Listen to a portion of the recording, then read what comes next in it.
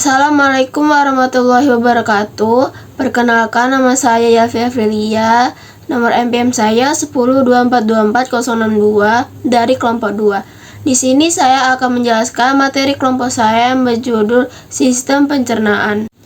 Apa sih itu sistem pencernaan? Sistem pencernaan adalah sistem organ dalam manusia yang berfungsi untuk menerima makanan, mencernanya menjadi zat-zat gizi dan energi, menyerap zat-zat gizi ke dalam aliran darah, serta membuang bagian makanan yang tidak dapat dicerna atau merupakan sisa proses tersebut dari tubuh. Apa saja sih organ pencernaan manusia itu? Yang pertama ada mulut. Mulut merupakan suatu rongga terbuka tempat masuknya makanan dan air. Mulut merupakan jalan masuk sistem pencernaan. Bagian dalam mulut dilapisi oleh selaput lendir.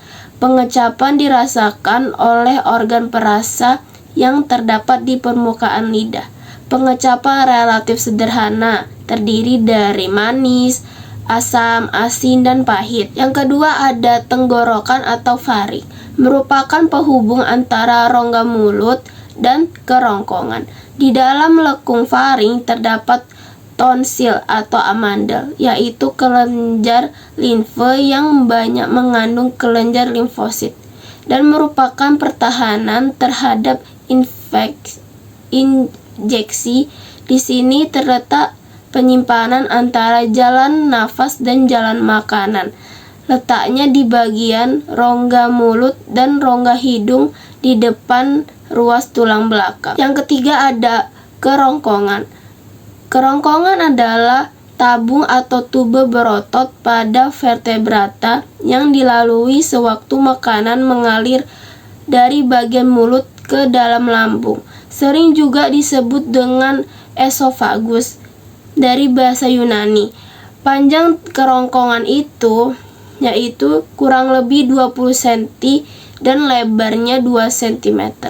Organ ini berfungsi untuk menghubungkan makanan dengan lambung. Makanan berjalan melalui kerongkongan dengan menggunakan proses peristaltik. Yang keempat ada lambung. Lambung merupakan organ otot berongga yang besar dengan berbentuk seperti kandang keledai. Lambung dibagi menjadi 3 daerah. Yang pertama ada karadik, yaitu bagian lambung yang paling pertama untuk tempat masuknya makanan dari kerongkongan atau esofagus. Yang ketiga ada fundus, yaitu bagian lambung tengah yang berfungsi sebagai penampung makanan serta proses pencernaan secara kimiawi dengan bantuan enzim. Yang ketiga ada polirus, yaitu bagian lambung terakhir yang berfungsi sebagai jalan keluar makanan menuju usus halus. Yang kelima ada usus halus, terletak di antara lambung dan usus besar. Dinding usus halus kaya akan pembuluh darah yang mengangkat zat-zat yang diserap ke hati melalui vena porta. Dinding usus merupakan melepas lendir yang melumasi isi usus dan air yang membantu melarutkan pecahan-pecahan makanan yang dicerna. Dinding usus juga melepaskan sejumlah kecil enzim yang mencerna protein, gula, dan lemak. Bagian usus halus itu ada 3. Yang pertama usus 12 jari atau duodenum. Yang kedua ada usus kosong atau jejunum, dan yang ketiga ada usus penyerapan atau ileum. Usus halus terdiri dari beberapa lapisan di dalamnya, yaitu ada mukosa, lapisan dalam, otot melingkar, muskulus sirkuler, otot memanjang, muskulus longitudinal, dan serosa, lapisan luar. Yang keenam ada usus besar atau colon. Usus besar merupakan kelanjutan dari usus halus yang memiliki tambahan usus yang berupa yang berupa umbai cacing. Usus besar terdiri dari 3 bagian, yaitu bagian naik, datar, dan menurun. Pada usus besar tidak terjadi pencernaan. Semua sisa makanan akan dibusukkan dengan bantuan bakteri E. coli dan diperoleh vitamin K. Di bagian akhir usus besar terdapat rektum yang bermuara ke anus untuk membuang sisa makanan.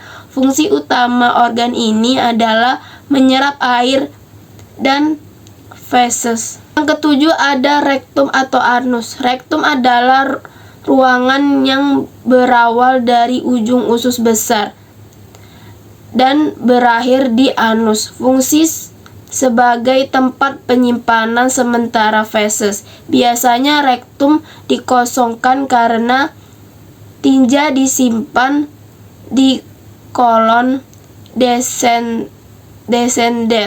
Jika kolon descendens penuh, tinja masuk ke rektum dan menimbulkan keinginan untuk BAB. Anus adalah lubang di ujung saluran pencernaan, tempat bahan limbah keluar dari tubuh. Pembukaan dan penutupan anus diatur oleh otot sphincter. Yang kedelapan ada pankreas. Pankreas adalah organ sistem pencernaan yang berfungsi menghasilkan enzim pencernaan dan hormon penting seperti insulin. Letaknya di belakang perut dekat duodenum. Pankreas terdiri dari jaringan asini atau penghasil enzim pencernaan dan pulau pankreas penghasil hormon. Enzim dilepaskan ke duodenum dan mencerna protein, karbohidrat, dan lemak, sementara hormon masuk ke aliran darah. Enzim proteolitik dilepaskan dalam bentuk inaktif dan hanya aktif di saluran pencernaan. Pankreas juga mengeluarkan sodium bikarbonat untuk melindungi duodenum dengan menetralkan asam lambung. Yang kesembilan ada hati. Hati merupakan sebuah organ terbesar di dalam tubuh manusia dan memiliki berbagai fungsi. Beberapa di antaranya berhubungan dengan pencernaan. Istilah medis yang bersangkutan dengan hati biasanya dimulai dalam hetap atau hepatik, dari kata Yunani untuk hati, hepar. Organ ini memainkan peran penting dalam metabolisme dan memiliki beberapa fungsi dalam tubuh, termasuk menyimpan glikogen, sintesis protein plasma, dan penetralan obat. Hati juga memproduksi bile yang penting dalam pencernaan. Zat-zat gizi dari makanan diserap ke dalam dinding usus yang kaya akan pembuluh darah yang kecil-kecil atau kapiler. Kapiler ini mengalirkan darah ke dalam vena yang bergabung dengan vena yang lebih besar dan pada akhirnya masuk ke dalam hati sebagai vena porta. Vena porta terbagi menjadi pembuluh-pembuluh kecil yang di dalam hati, di mana darah yang masuk diolah. Hati melakukan proses tersebut dengan kecepatan tinggi. Setelah darah diperkaya dengan zat-zat gizi, darah dialirkan ke dalam sirkulasi umum. Yang ke-10 ada empedu. Kantung empedu adalah organ berbentuk buah pir yang dapat menyimpan sekitar 50 mili empedu yang dibutuhkan tubuh untuk proses pencernaan. Pada manusia, panjang kantung empedu adalah sekitar 7-10 cm dan berwarna hijau gelap. Bukan karena warna jejaringnya, melainkan karena warna cairan empedu yang dikandungnya. Organ ini terhubung dengan hati dan usus 12 jari melalui saluran empedu. Empedu memiliki 2 fungsi, yaitu membantu pencernaan dan penyerapan lemak, serta berperan dalam pembuatan limbah tertentu dari tubuh, terutama hemoglobin atau Hb yang berasal dari hancuran sel darah merah, dan kelebihan kolesterol. Selanjutnya, apa saja sih kelenjar-kelenjar pada sistem pencernaan manusia? Yang pertama ada kelenjar ludah atau parotis. Kelenjar ludah terdapat di bawah lidah, di rahang bawah sebelah kanan dan kiri, serta di bawah telinga, sebelah kanan dan kiri faring. Kelenjar ludah menghasilkan air ludah atau saliva. Saliva itu keluar dipengaruhi oleh kondisi psikis yang membayangkan makanan tertentu secara refleks karena adanya makanan yang masuk ke dalam mulut. Saliva mengandung enzim platina atau amilase tubuh.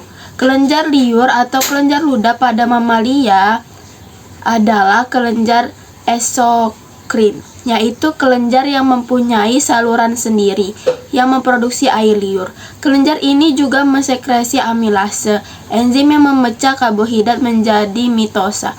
Kelenjar ini pada manusia terdapat di bawah lidah. Produk air liur ludah dapat terganggu apabila terjadi dehidrasi, panas dalam, atau disebabkan oleh suatu penyakit. Kedua ada kelenjar submandibula. Kelenjar submandibula adalah sepasang kelenjar yang terletak di bawah rahang, di atas otot disgastrik. Produksi sekresinya adalah campuran serous dan mucous dan masuk ke mulut melalui ductus Wharton. Walaupun lebih kecil daripada kelenjar parotis, sekitar 70% saliva di vakum oral diproduksi oleh kelenjar ini.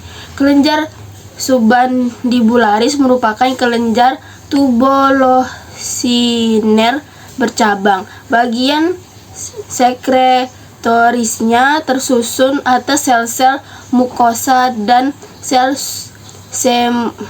seromukosa.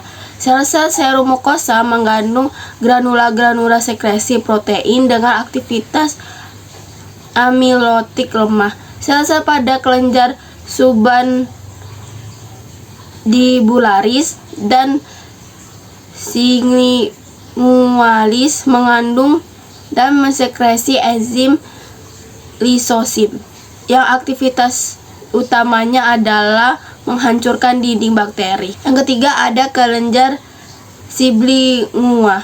Kelenjar sublingual adalah sepasang kelenjar yang terletak di bawah lidah di sekitar kelenjar submandibula. Sekitar 5% air liur yang masuk ke vakum oral keluar dari kelenjar ini. Kelenjar sublingualis merupakan kelenjar tubular asiner bercabang. Keempat ada kelenjar liur minor. Terdapat lebih dari 600 kelenjar liur minor yang terletak di vakum oral di dalam lamina propria mukosa oral. Diameternya 1-2 mm. Kelenjar ini biasanya merupakan sejumlah asinus yang terhubung dalam lobulus kecil. Secara alami, sekresi utamanya adalah mucous atau kecuali kelenjar von Ebner dan mempunyai banyak fungsi seperti membasahi vakum oral dengan saliva. Masalah gigi biasanya berhubungan dengan kelenjar liur minor. Kelenjar von Ebner terletak di papila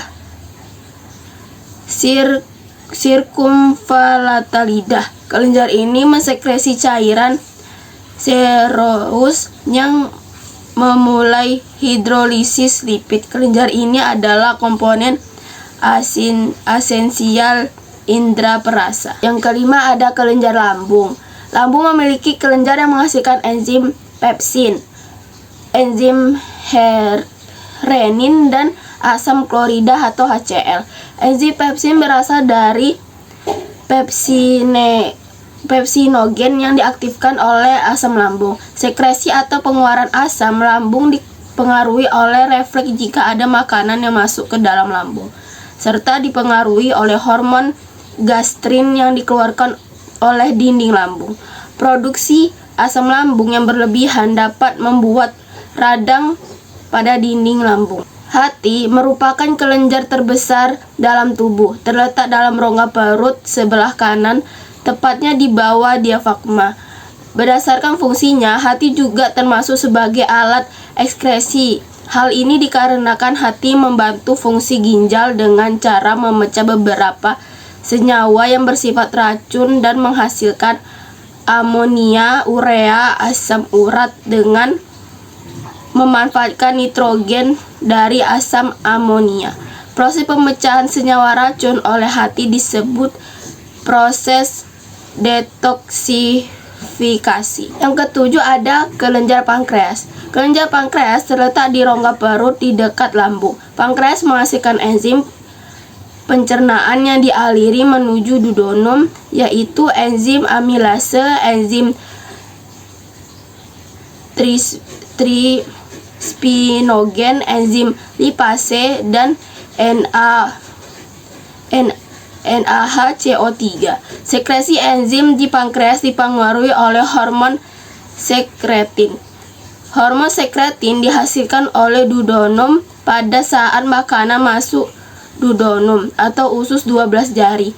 Pankreas memiliki kelenjar endokrin dan eksokrin. Bagian yang predominan adalah kelenjar eksokrin yang terdiri dari kelompok-kelompok sel eksokrin seperti anggur dan membentuk kantung-kantung atau acinus. Selanjutnya adalah kelainan sistem pencernaan. Gangguan pada sistem pencernaan makanan dapat disebabkan oleh pola makan yang salah, infeksi bakteri, dan kelainan alat pencernaan. Berikut adalah gangguan dan kelainan sistem pencernaan manusia. Yang pertama itu ada paroritis atau penyakit gondok. Yang kedua ada ekrostomia, diare, konstipasi atau sembelit, dan tukak lambung. Gangguan lain pada sistem pencernaan yaitu peritosinis yang merupakan peradangan pada selaput perut atau peritoneum. Gangguan lain adalah salah cerna akibat makan makanan yang merangsang lambung seperti alkohol dan cabai yang mengakibatkan rasa nyeri yang disebut kolik. Sedangkan produksi HCl yang berlebihan dapat menyebabkan terjadinya gesekan pada dinding lambung dan usus halus sehingga timbul rasa nyeri yang disebut tukak lambung. Gesekan akan lebih parah kalau lambung dalam keadaan kosong akibat makan tidak teratur yang pada akhirnya akan mengakibatkan pendarahan pada lambung. Gangguan lain pada lambung adalah gastritis atau peradangan pada lambung. Sekian penjelasan dari saya. Semoga apa yang saya sampaikan bermanfaat. Makasih. Assalamualaikum warahmatullahi wabarakatuh.